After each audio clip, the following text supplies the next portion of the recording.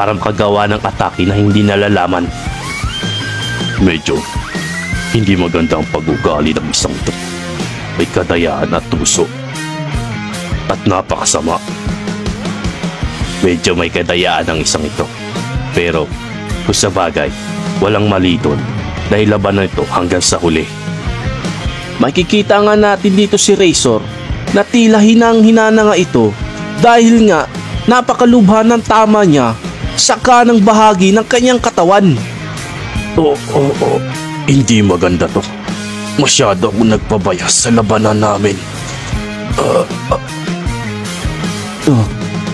Nararamdaman kong pahina ng pahina ang aura ni Razor. Mukhang hindi sapat ang oras para makapagpahinga ako. Tignan mo nga naman, nangyayang pa itong si Pariston. Kahit na ay kaya ko na siyang tapusin. Pero mabuti na yun para hindi maubos ang lakas ko.